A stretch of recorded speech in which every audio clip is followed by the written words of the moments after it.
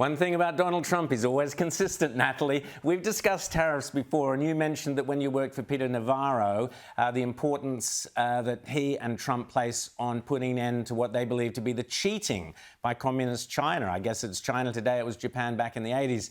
So how do Americans, or MAGA Americans, view Liberation Day, Natalie?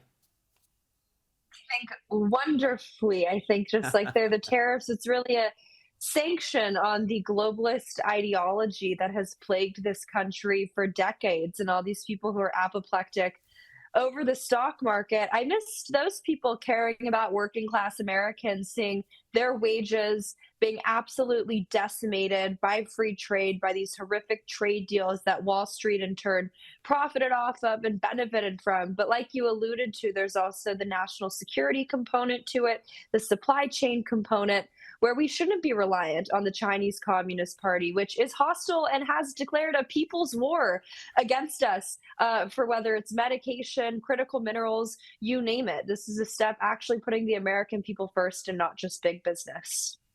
Now, Natalie, you've been reporting extensively on how the hardcore left-wing NGOs of the sort, you know, the George Soros types and so on, may have been behind or financing groups behind some of the Tesla demonstrations. Here's the president of the Soros-backed Open Society Foundation spruiking her Marxist credentials.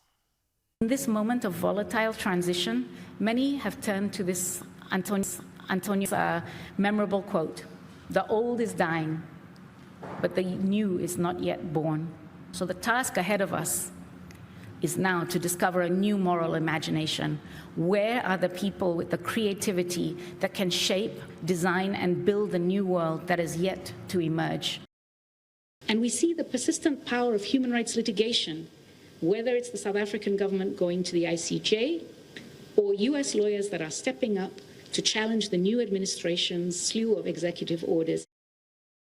So, Natalie, tell us briefly just what you have uncovered. You've been reporting on these NGOs and their links, you know, however tenuous or real, to the sorts of Tesla demonstrations and so on. Just briefly, what have you uncovered?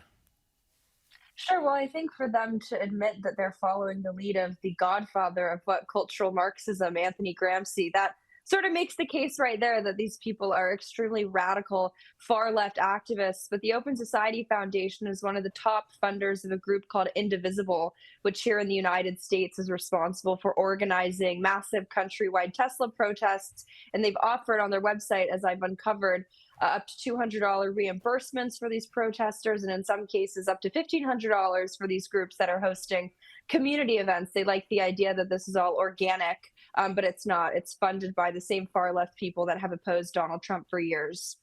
And that's pretty terrifying. It's you know, we've suspected this, haven't we, Natalie, that behind the scenes are these big groups financing what are supposed to look like spontaneous demonstrations, but in fact, I know you've uncovered people who quite happily get paid the $200 to turn up and protest against whatever it might be. Now, something a little bit amusing that you've also been covering. Since Donald Trump, he took over the Kennedy Center. He appointed himself in charge of it. And one of the things he's done is banning drag shows. And there's been quite the uproar, you know, from the usual suspects, not to mention a bit of rewriting of history. Have a listen. Drag has been around for centuries. Shakespeare performed in drag. Natalie, I think they misunderstand. Shakespeare wasn't about drag. It was that men had to play the part of women. It wasn't drag. But tell us about the Kennedy Center and what is going on there. Well, like, I think that's what we call a revisionist history that I guess only George Soros could probably get behind. But look, in the same way that President Trump is toppling the sort of globalist, elitist economic world order that the United States of America has put forth for decades, the Kennedy Center, I think people in your audience should understand that that is sort of the high church of the DC swamp, of the cultural elite here, the sort of New York Beltway class, the DC betters who think that, you know, they hate MAGA, they detest President Trump. So for President Trump to have gone in there and pushed back on the cultural filth and sewage that those people have jammed down the throats of, you know, everyday Americans for years, I don't think you can overstate how impactful that is, and frankly, how probably traumatizing it is to the elites who used to use that beautiful building to host drag shows. It's fascinating, isn't it? I mean, Trump is moving on so many fronts. It's exciting times. How does everyone in America keep up with it? Are they, Natalie? Well, it's the flood the zone strategy, which my wonderful boss, Stephen K. Bannon, sort of came up with. But look, I think that the flooding the zone strategy sort of carries a pejorative connotation with it.